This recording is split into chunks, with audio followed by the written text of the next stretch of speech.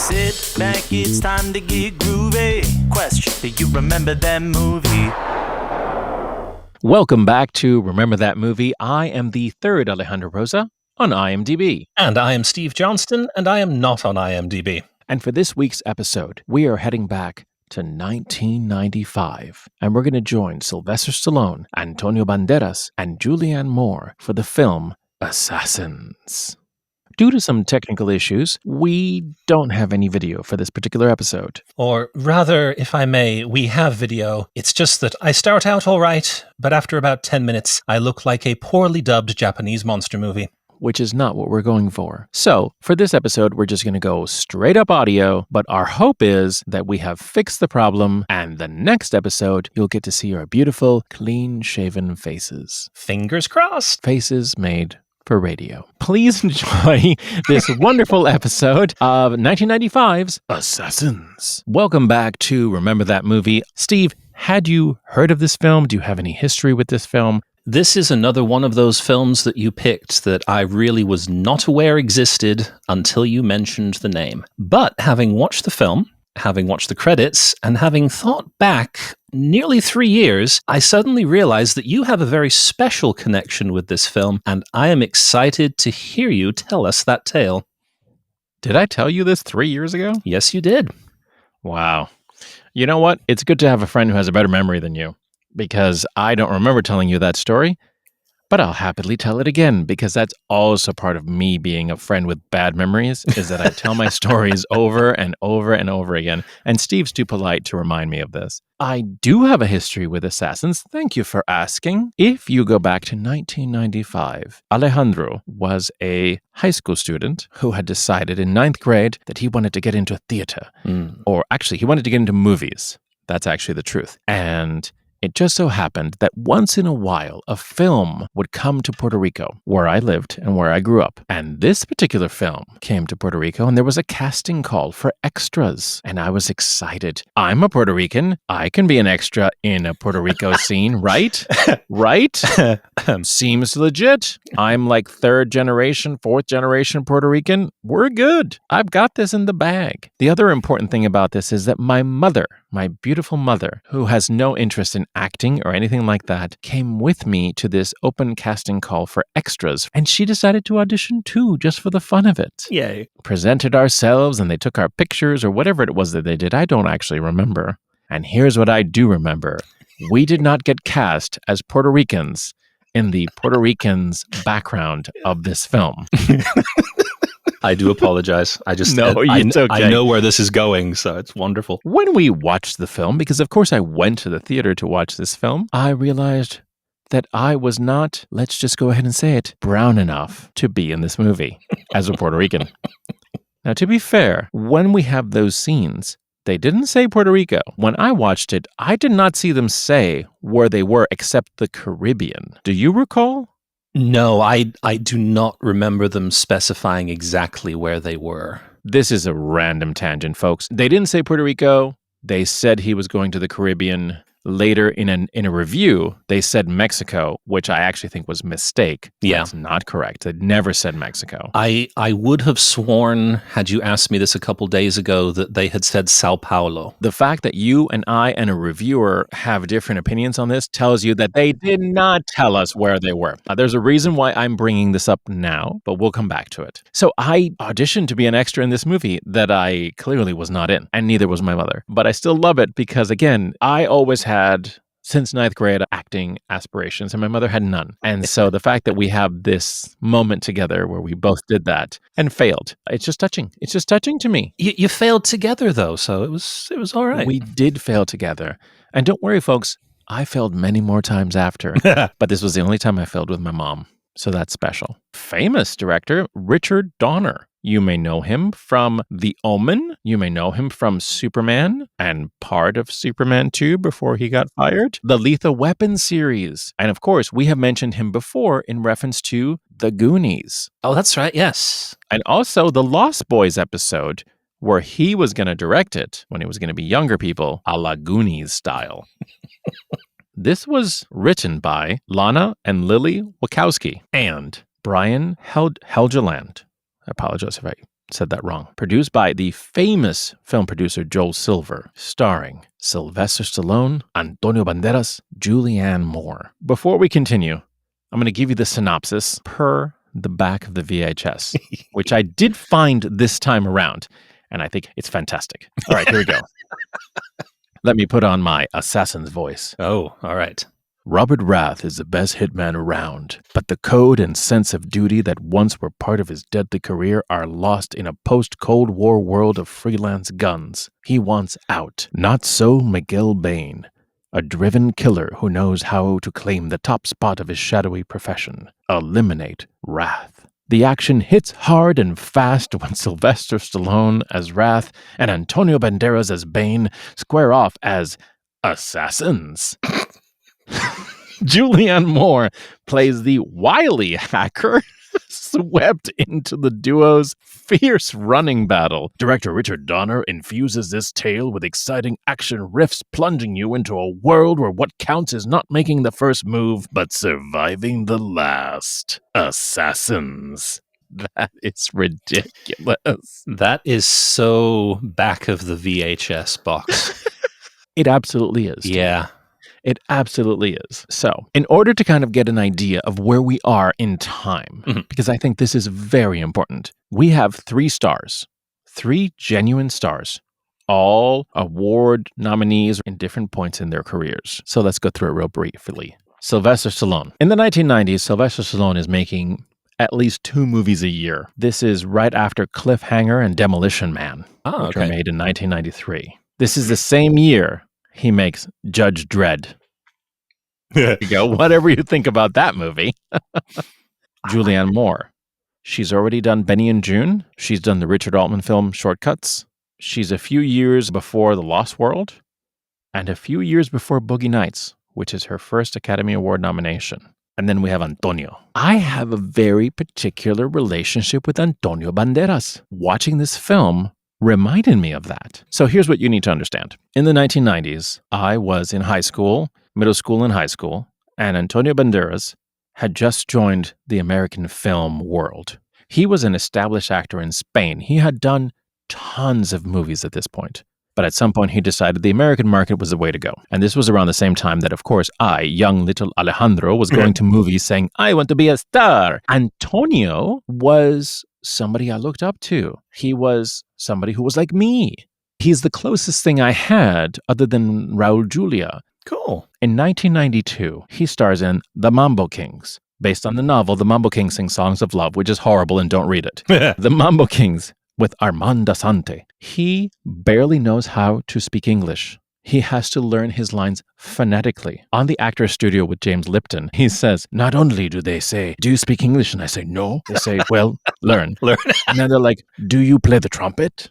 And he said, no, I play the guitar. And he said, well, you have to learn to play the trumpet.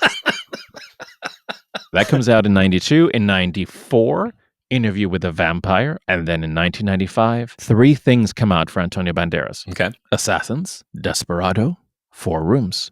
This is our amazing cast with an amazing director, some soon-to-be famous writers. You see, the Wachowskis, this is actually their first film credit. Which, the more I thought about, is really impressive. Yes and no.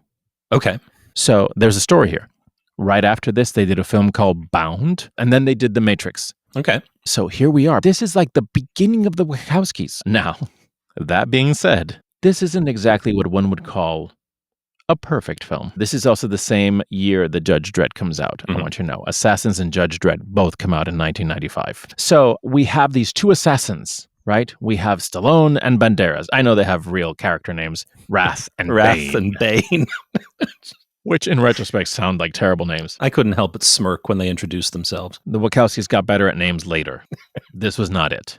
And Electra. Julianne Moore as a hacker. That's her hacker name.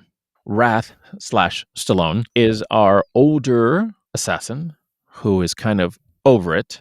Yep. Wants to get out. And Bane/Banderas is our young guy who's really into it. He's at the beginning of his career. Rath seems to be at the end of his career. And poor Electra is caught in the middle of all of this. Yes. While Wrath is trying to do a job, suddenly Bane shows up and kind of gets in the way of everything. And in the middle of it, we have Elektra and her cat. It's an interesting film. It feels very 1995. It hits a lot of tropes that we see in these movies. Let me ask you this, Steve. Let's just cut down to the grain. All right. What was your impression of this film? I'm going to play off of something you just said, which was that it has a lot of tropes. Because, yeah, I got that feeling. It felt like a number of movies that I have seen before. But what it did in terms of the action sequences, I really quite liked.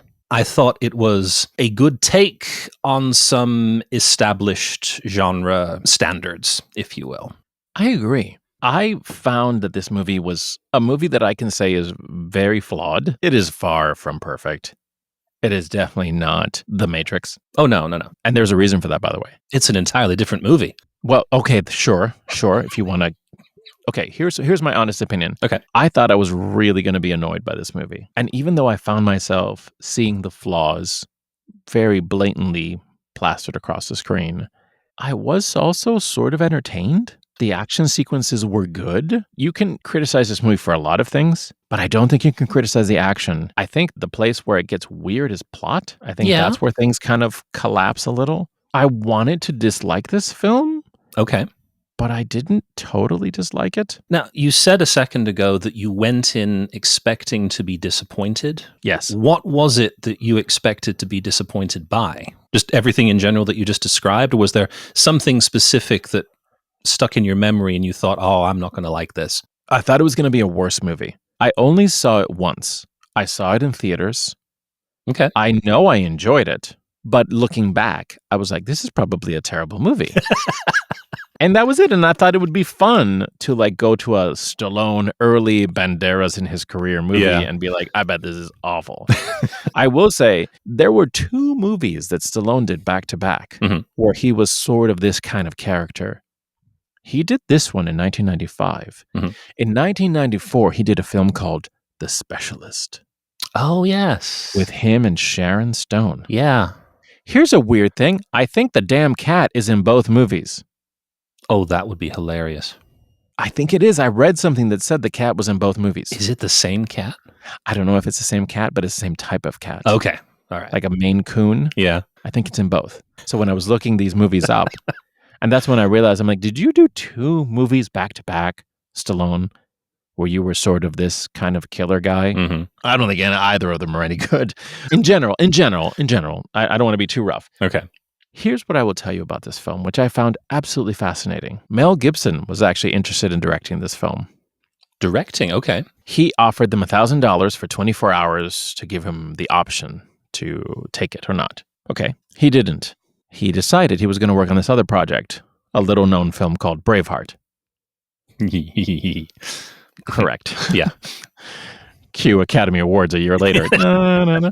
Oh, look at all the Oscars. Then De Laurentiis. I saw his name somewhere in the credits, didn't I? He offered them $10,000 as an option for this script. Okay.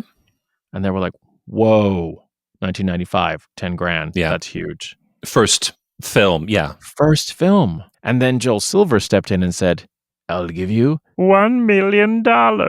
And they were like, okay, you can have it. And then he said, I'm going to have Richard Donner direct this. And they were like, wait, what? And then Richard Donner said, I like this, but I don't like this. I'm going to hire someone. I'm going to hire Brian Helgeland. Boy, I know I'm mispronouncing that name in some way. To rewrite your script. It's called a page 1 rewrite. Okay. So he just goes through the whole thing and changes everything. He is famously an Oscar award winner for the film LA Confidential, and he was Oscar nominated for Mystic River. So he rewrites the script. The Wachowskis are livid. He makes the main character of Wrath more empathetic. He changes a bunch of stuff. And they're like, we want our names off of this. Joel Silver's reaction is, are you crazy? And I'm going to have to say, folks, Joel Silver's right. This is your first Hollywood credit? Shut up. Yep. Right? And they're like, no, this is not our work. Take our names off of it. And they went to the Writers Guild and I don't know why, what the conditions were, but the Writers Guild was like, no, you cannot take your names off of this. Don't worry, Steve, because what they've done is they blasted this movie anytime anybody has asked about Assassins. They're like, it's the worst. We had nothing to do with it. They ruined our movie. Oh, wow. And I will talk about this in a minute because guess what? I read the Wachowski script. Oh. Folks, I am a dedicated podcast host. I found the Wachowski script and I read it cover to cover. I suddenly feel very inadequate. Note to self, up your game. I love how this movie starts because it starts in a very dramatic way. Yes. It starts in black and white. Yes. Any movie that starts in black and white, you know, oh yeah, it's gonna get intense. Hear me out. The Third Man is in black and white all the way through. Right. Yeah, that's where I was. All right. I'm with you now. You know, a regular film like Assassins is going to be in color, but for the beginning, we have to go black and white. What I wrote was gun, bunch of cash, pigeons. And you're like, is this a John Woo film? No. This is a Richard Donner. And then we cut to the scene in the wetlands. I really loved this transition out of black and white because we pan down off the sky into this marsh and it's a gray overcast day. So you do not realize that you are now in color until you are looking at the bare trees and the green wetlands. It's great. Loved that. And we are introduced to the character of Robert Rath, which again sounds like a terrible name of some sort of like paperback book. I'm just going to jump around because we're not going to go through all of the plot. Not that there's a lot of plot, folks, but let's just say there's some plot. Essentially, Rath is, I don't want to be a killer anymore, but I've been doing this for a while. And he communicates via dial-up and Apple computers. Yes. Did you notice the amount of product placement in this film? Yeah, very much so. Because you are the king of finding little details. I was wondering how much money Pepsi paid in order to have them front and center all over the place. Pepsi was at least shown twice in the film that I noted. Apple had a moment. I love the fact that there's just this dial-up sound. What I really liked was that it was a combination between internet and like printing or fax, or it was just weird. One thing that I loved is at the beginning, he's communicating with his contractor who's through internet, some kind of messaging service. And he's like, who's the mark? And they send him a picture and he prints it and then he circles the eyes. And I remember sitting there like, why? Why was that necessary? I've got the eyes. I know everything. Yeah. It was just weird. In the middle of all of that, we have the introduction of Bane, Miguel Bane, the young whippersnapper assassin who is clearly trying to take Rath's contracts from him. But then in the process, they get into it. Yes. And he knows who Rath is. He's like, oh, you're very famous. You're number one. Yeah. I want to be number one. Even though that sounds exaggerated, that's literally the plot. Yeah. Bane wants to be number one. Rath is number one. Bane is like, if I kill number one, then I will be number one. So cool. So many lines that Bane says are hilarious to me. But at some point, in the middle of their fighting and they're arguing or whatever, he goes, protect the innocent. That's weak. And he keeps calling him anticuado throughout the entire film, which means antiquated. Yeah. Yeah. And it just makes me laugh every time because it's not like a great insult. Like if he had said old man, that would have been better, right? Anciano, elderly. Yeah, right? that would have been good. Antiquated, like it's a little too fancy as an insult. You are like this teapot. You are like a typewriter. You need a fresh ribbon every time. You make lots of clicking noises when you move. Just like, what? In the process, we learn a lot about Nikolai, which was the person who clearly trained Rath. Yes. Who eventually Rath killed so that he could be, as Antonio would say, number one. Number one. And he's tortured by this because this was his mentor, who he eventually killed because he had to, because that's his job. But he's very sad about it for like 15 years. Yes. There's so much of this movie that I'm like, what? What is happening? And now the Dutch want Elektra because she's a hacker and she has some information that they want. But of course, Antonio, he kills them all. And then he goes after Elektra. And it's a cat and mouse. The entire film is a cat and mouse. Elektra is the target. At some point, Antonio and Rath are after her. She doesn't know who to trust. At some point, Rath decides, I'm not going to kill you. I'm going to help you. And it's just, I won't lie, it's kind of a convoluted plot. What do you think? I was on board for most of it.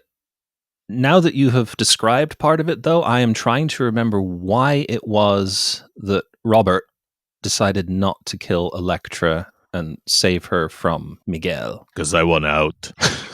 That's a terrible Stallone impression. It is. I'm sorry. I'm better at Antonio, okay? He starts the movie clearly in a, I'm not happy with my job, I want to quit. He doesn't kill her because he's like, I don't want to do this anymore. I'll kill other people, but I'm not going to kill you. We're very unclear on his morality code. Yeah. Well, no, to a degree, we do get a little bit of that because we know that he is completely against collateral damage. He will not take out anyone except the mark that he has been paid to hit. But you're right. Now that you've mentioned it, he starts siding with Elektra because Bane is taking the marks that he has been contracted to take out. And so he says, all right, now screw this. Let's deal with this idiot first, and then we'll figure out what to do from there. Elektra has hacked some information that other people want. We realize that the contractor for both Bane and Wrath is the same person. Somewhere in there, Wrath figures out a way to make a deal, and they go to a Caribbean island / Mexico / whatever you want to call it, Sao Paulo.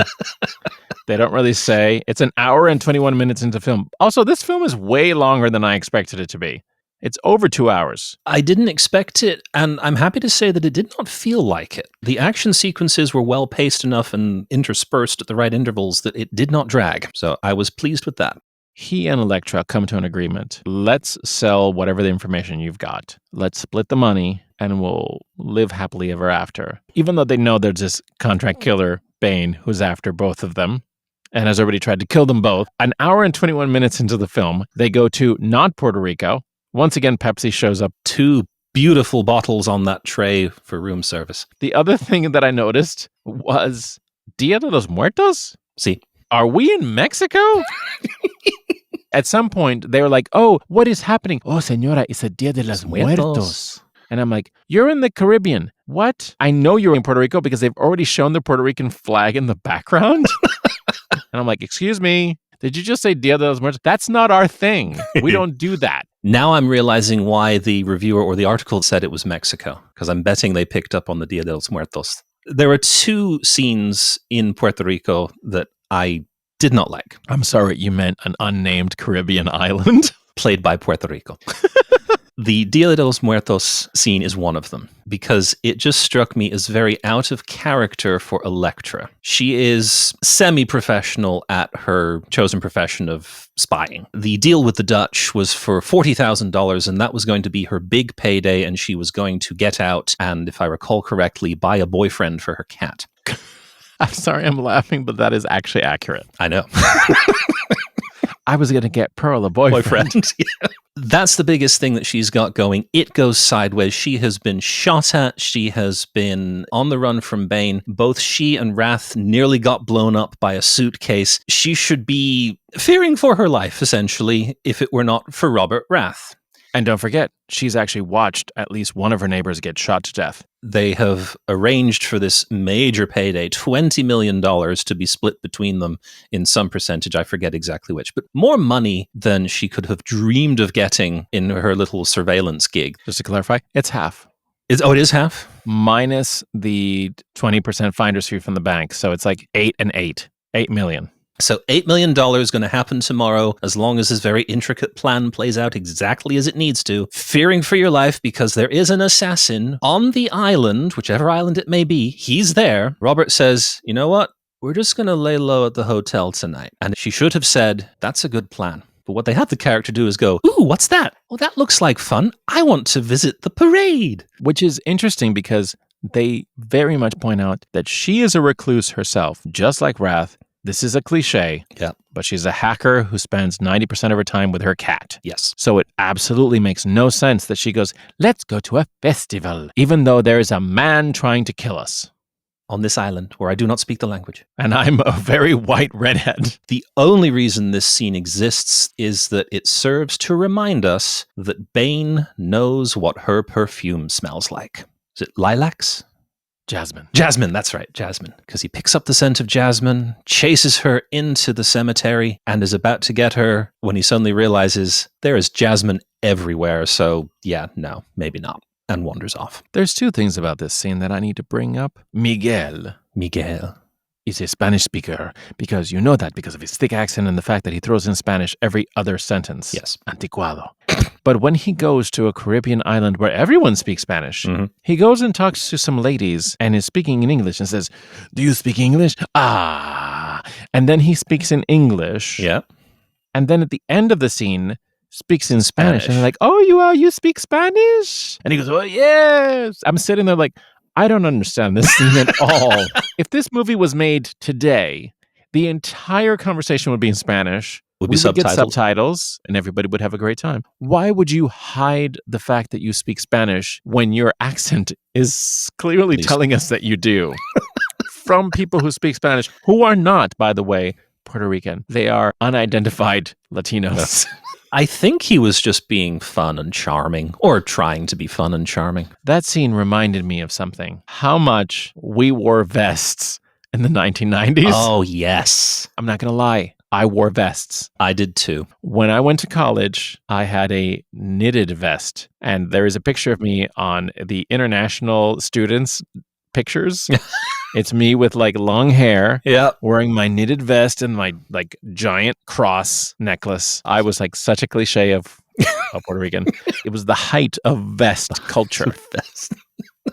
The final showdown. Wrath goes into this bank. They do a wire transfer and he goes, "I need you to take all the money out. I'm closing the account." Across the street is a broken down building where Bane is waiting for him to come out of the bank and shoot him. The story here is that Wrath knows exactly what he's going to do. He says, "Because I did the exact same thing 15 years ago when Nikolai was at this bank and I was across the street and I shot him dead. So I know exactly what Bane is going to do." And I will say, regardless of some of the preposterous things going on in this scene, I did enjoy this scene. Bane slowly losing his mind because Wrath is not coming out of the bank. The bank person says, "Oh, 20 million, that's going to take a while." And he goes, "I've got all day." While Elektra's in a coffee shop paying attention to where Bane is and informing Wrath through a little headset thing, Wrath, knowing exactly what Bane's going to do and how impatient he's going to get as the hours scroll by when he's not coming out of the bank, it leads to what he already predicts, which is that Bane is going to walk into the bank to confirm that Wrath is still there. Bane is freaking out, and he walks into the bank, and Wrath is like, "Please, have a seat." And Bane is like, "What the hell is going on?" It's one of my favorite scenes in the film. Bane losing his mind in the sniper's nest is the other scene from this entire Caribbean island sequence that I did not like, because that seemed out of character for him. Everything that we had seen up until this point, he is cold, he is calculating, he is a little flamboyant, shall we say, but he is not as angry. I don't understand. Bane is a professional killer. Professionals should be able to sit there for days if need be to get the shot. He should not be angrily drinking water, dumping the rest over himself, and then stepping forward to the window to pee into the bottle. Now, jumping back to the scene that you mentioned, that is one of my favorites as well. I love the fact that Bane walks into the bank, composes himself, walks towards Robert, and the first thing that Robert Wrath says is, "You lasted 4 minutes longer than I did. Well done." Loved that. And then he has a conversation with Bane. He's like, "Look, I have all this money. I'll give you a chunk of it if you let me go." Then he says, "But I know you're not going to do that." I think this is some of the most brilliant bits in the film. Mm-hmm. I have to say, even though I have issues with this film, that is a great scene. That is a fantastic scene between two power characters. Then they have the great showdown in the old building across the street from the bank that had a fire, so it's mostly destroyed. And this is the final showdown. Here's what I don't love. Nikolai, the guy who died 15 years ago, who Robert has been sad about, suddenly shows up like, "Aha! You thought you killed me, but you didn't." Not only is he alive, he's also, the contractor. They kill him, and Antonio has a horrible series of almost deaths. He fell right into "will you just die already" territory. He got shot, then he falls through the floor a few times, and then you're like, "He's dead." No, wait, he's awake. I'm not dead yet. I got better. I'm curious to get your thoughts on this, because at the end, Bane kills Nikolai. Then he and Wrath have a conversation.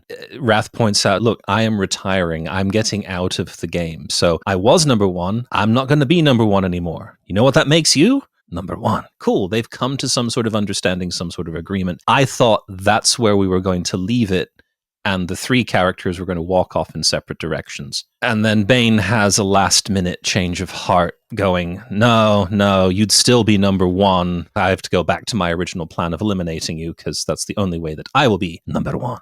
Did you like that, or do you think Bane should have gone with the okay, I realized there was one person pulling the strings, we both got taken in a little bit, so let's just kind of let bygones be bygone? I would have accepted if Bane said, cool, we're done. I thought that would have been a cool ending. At the same time, I also understand that they had built up the character. The only way to be number one is to kill number one, which is why Wrath killed Nikolai, even though Nikolai was his mentor and friend. I will say I was amused by the way that this resolved itself, which was Elektra putting on her sunglasses so that Wrath could see exactly what was behind him, and then he shoots through his coat and kills Bane. That was super fun. And here is my statement about this film. It is fun, regardless of the problems with the film, and there are many.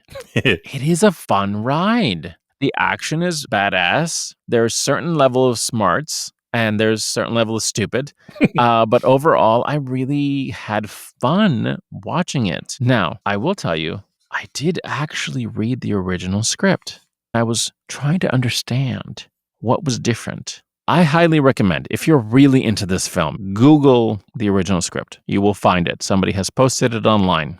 It portrays Wrath as a more complex character. He is genuinely kind of messed up about the whole I'm a killer thing. The entire tone of the film is different. Just to give you like a general idea, there is no Nikolai at the end of the film. And by the way, they do go to Mexico in the original script. I thought to myself after reading the entire script, is this movie better than the 1995 version or not? My honest to goodness final thoughts were, I don't know if these films are any better than the other. I don't know if the original script would have been a good film. What it does well is it isn't as messy as the rewrite. Okay. It's still flawed, but it's clearer. Some of the stuff that Bane does makes more sense. Some of the stuff that Elektra does makes more sense. We get a lot more Elektra in the original script. Okay. We understand her a little bit more. I feel like she was kind of washed over for the 1995 script. They made her less complex than she is. They made Wrath less complex. Honestly, Bane makes more sense in the original. But at the same time, when I read it, I thought to myself, this isn't a Sylvester Stallone movie. I assumed an older actor would play this role or a different actor would play this role. Yeah. You could still see Antonio playing Bane. Here's weird. Donner, the director, said he wondered if he should have cast the film backwards. Cast Banderas as Wrath. Oh. And Stallone as Bane. Interesting. I argue that that's incorrect as well, because it goes against the entire plot of the film, which is one is older. Banderas was much younger. Stallone was in his late 40s. He's slightly older than us, Steve. So just be sad about that. Do you know what was weird from the original script that they took out? What's that I actually kind of enjoyed? Mm-hmm. Bane, anytime he's in scenes where he's hiding in the background, he's listening to his Walkman and he's playing on his Game Boy. I really actually enjoyed that from the original script. Yeah. There's a lot more exposition about Wrath wanting to get out of the business. There's an entire scene at the beginning of the film where he hires an escort to come to his room, and he has a philosophical conversation with her about changing career paths. It's a really good scene. I don't know if it's a great movie scene for a 1995 action film, but it's a really interesting scene. So, bringing this home, Steve, does this movie hold up? To a degree, yeah. I think we've identified that the plot has some issues, but the action sequences are good, and there are some gems of scenes peppered throughout. It's a movie that I am glad that I have seen. I'm glad that you introduced me to it. At the same time, I wouldn't necessarily seek it out to go watch it again, like, oh, I must see this again. But if it were on, I wouldn't necessarily change the channel. That's kind of what I've got. Now, before we get to the critics, what did you think, sir? I wanted to hate it more than I did, like I said earlier. I sort of kind of enjoyed it. Even though it's very flawed. Julianne Moore has nothing to do. She's more kind of like the hacker damsel in distress. Stallone is underplaying the role and Banderas seems to be overplaying the role, and it doesn't mesh very well. But I also didn't totally hate it. It's a fun Lethal Weapon-like action movie. Because if you look close at Lethal Weapon, you're going to find flaws in that too, folks. This is sort of the same thing. It's kind of cut from the same cloth. There's a lot of problems here, but it was also kind of fun to watch. Suitcases exploding, Antonio's killing everybody randomly. Monorails. Monorail jumps. Everyone has silencers, so it's more like, you know, and you're just like, ooh, that's so cool. A great ride, but not a great movie. I enjoyed it more than I expected to. We've kind of come down, would it be fair to say kind of middle of the road? Not great, not horrible, just kind of, it's there. It's fun. What did the critics think? And I have a prediction based purely on the fact that this is a Sylvester Stallone, Antonio Banderas movie that I had never heard of. So my prediction is this probably didn't go over too well. You would be correct. So much so that I didn't find actually a lot of reviews about it. Okay. As in nobody wrote much about it. Oh. It had a budget of about $50 million. It made about $83.3 million in the box office, 30 in the US. So it actually didn't do as well in the US as it did overseas. Here's the thing. It came out October 6, 1995. At the end of September, do you know what movie came out that kind of made this very difficult for them?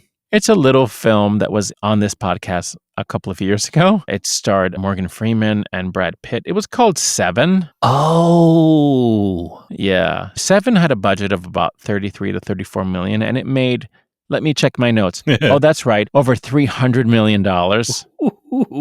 So it didn't help that Seven was just blowing up the box office, which is interesting in retrospect for a movie that's so dark to do so well. I did have to do a little hunting, Steve, and let me tell you what I found. I found Mr. Ebert. Oh, good.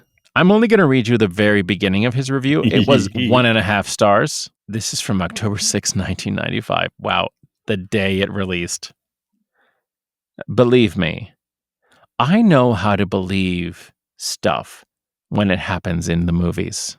I believe bicycles can fly. I believe sharks can eat boats. I even believe pigs can talk, but I do not believe assassins.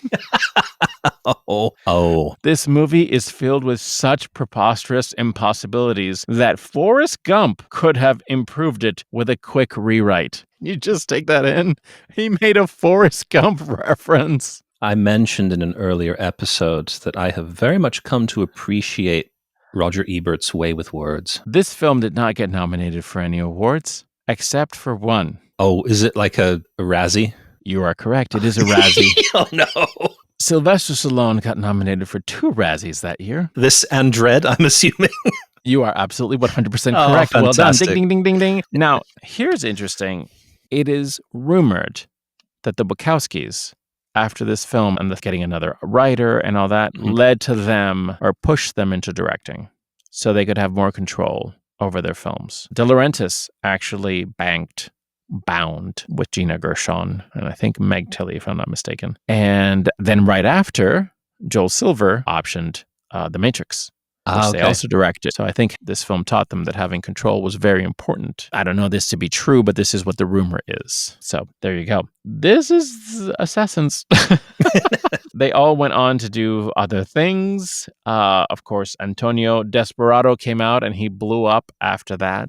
Julianne Moore, we've never heard of her since, except for being an Academy Award nominated actress. And Stallone. I think we have dissected this film down to its burnt embers.